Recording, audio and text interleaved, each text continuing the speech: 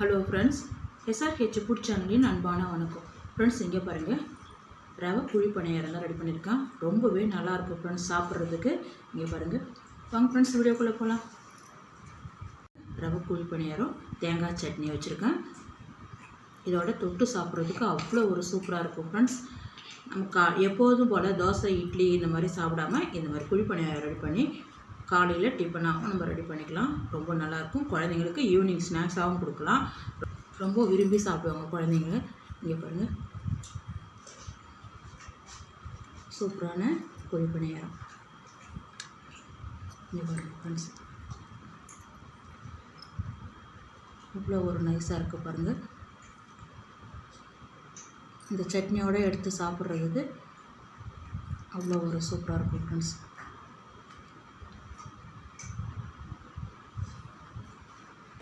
இங்கே பாருங்கள், ரொம்ப சாப்பிடுவாங்க, நல்லா விரும்பி சாப்பிட்லாம். இங்கே பாருங்கள், இது கூட கடலைப்பருப்பு உளுத்தம் பருப்பு இருக்குது இல்லையா, நடுவில் சாப்பிட்றதுக்கு மென்று சாப்பிட்றதுக்கு அவ்வளோ மொறுன்னு நல்லாயிருக்கும் ஃப்ரெண்ட்ஸ். இங்கே பாருங்கள்,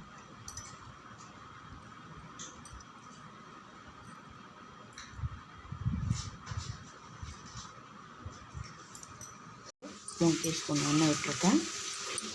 1/4 டீஸ்பூன் கடுகு உளுத்தம் பருப்பு, 1/4 டீஸ்பூன் சீரகம். நல்லா பொரியட்டும். இங்கே பாருங்கள், நல்லா பொரிய ஆரம்பிச்சிடுது. 2 டீஸ்பூன் கடலைப்பருப்பு. இங்கே பாருங்கள், 3 டீஸ்பூன் உளுத்தம் பருப்பு.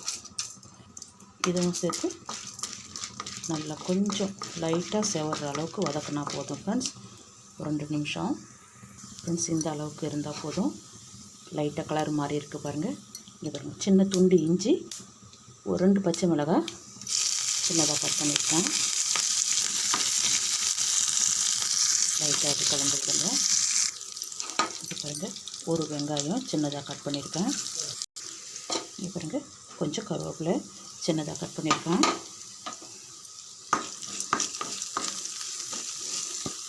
வெங்காயம் பாதி அளவுக்கு வதங்கினா போதும் ஃப்ரெண்ட்ஸ். ஒரு 3 நிமிஷம். இது பாருங்கள், இந்த அளவுக்கு வதங்கினா போதும். நல்ல வாசனையாக இருக்குது. இந்த டைமில் சின்னதாக ஒரு கேரட்டை திருகி சேர்த்துருக்கேன்.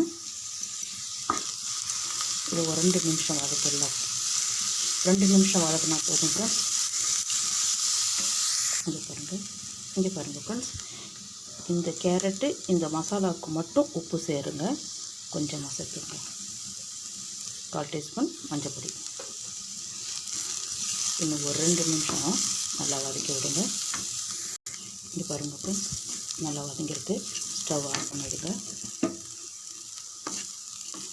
இதை அப்படியே நம்ம கலந்து வச்சுருக்கிற ரவையில் சேர்த்துடலாம் ஃப்ரெண்ட்ஸ். இங்கே பாருங்கள், 1 கப்பு ரவை எடுத்துருக்கேன். வறுத்த ரவை தான் ஃப்ரெண்ட்ஸ். பாத்திரத்துக்கு மாற்றிடலாம். இங்கே பாருங்கள்,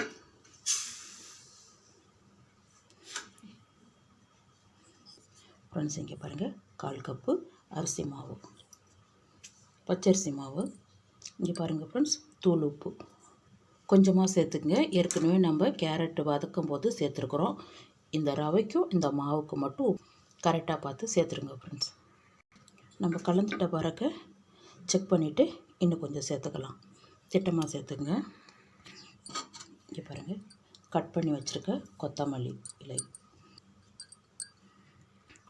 ஃப்ரெண்ட்ஸ் இங்கே பாருங்கள், 5 டீஸ்பூன் தயிர், கெட்டி தயிர்.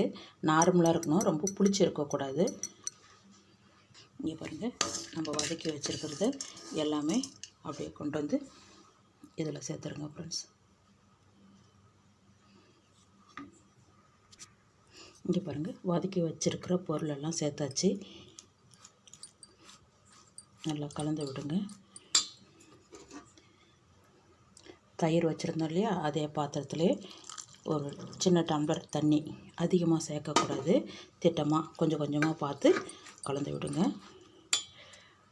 ஃப்ரெண்ட்ஸ். இங்கே பாருங்கள், நல்லா கலந்து விட்டாச்சு. இந்த அளவுக்கு இருக்கணும். இங்கே பாருங்கள், அப்படியே மூடி வைங்க. ஒரு 7-8 நிமிஷம் நல்லா ஊறட்டும் ஃப்ரெண்ட்ஸ். இங்கே பாருங்கள், அரை மூடி தேங்காயில் அதில் பாதி தேங்காய் சின்ன சின்னதாக கட் பண்ணி சேர்த்துருக்கேன். 4 பூண்டு பல், 2 பச்சை மிளகாய்.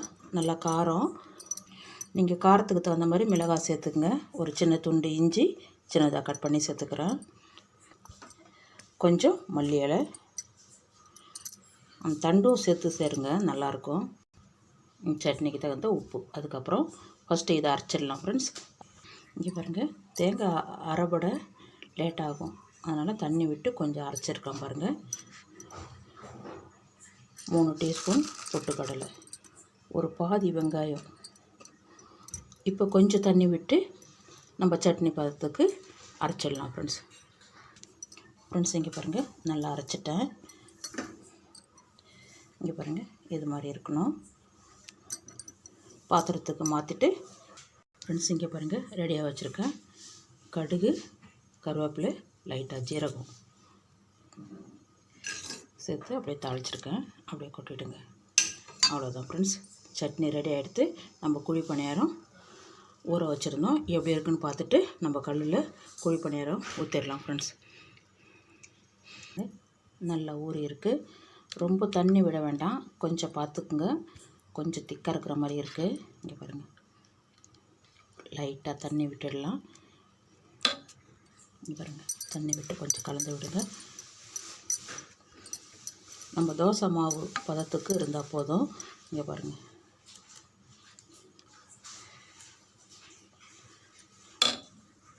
ஒரு டைமு உப்பு இருக்கான்னு செக் பண்ணிவிடுங்க ஃப்ரெண்ட்ஸ். இங்கே பாருங்கள், குழி பணியாரம் கல் வச்சுருக்கேன். எல்லா இடத்துலையும் எண்ணெய் விட்டுடுங்க.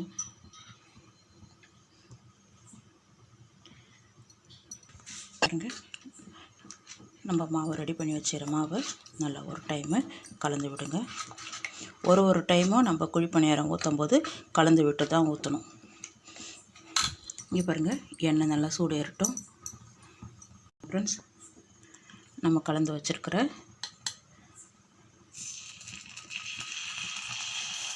முக்கால் பாகம் ஊற்றுங்க.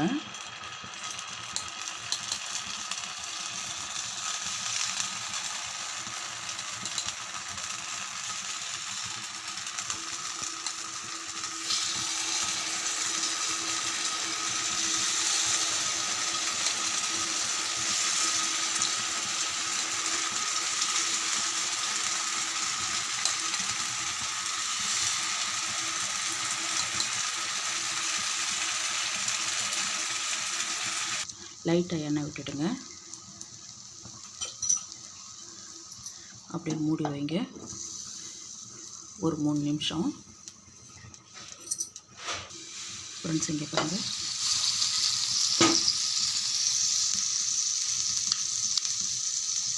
லைட்டாக அப்படியே எடுத்து விடுங்க. அவ்வளோதான்.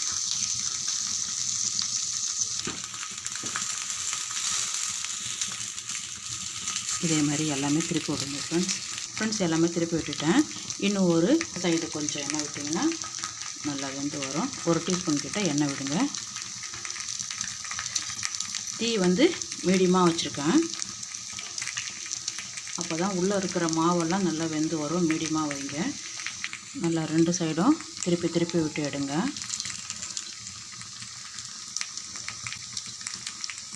இன்னும் ஒரு 3 நிமிஷம் ஃப்ரெண்ட்ஸ். இங்கே பாருங்கள், நல்லா செவந்துடுது.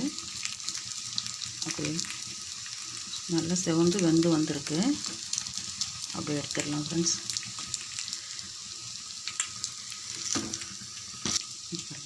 நல்லா எண்ணெயை வடி வச்சுட்டு எடுத்துடலாம் ஃப்ரெண்ட்ஸ்.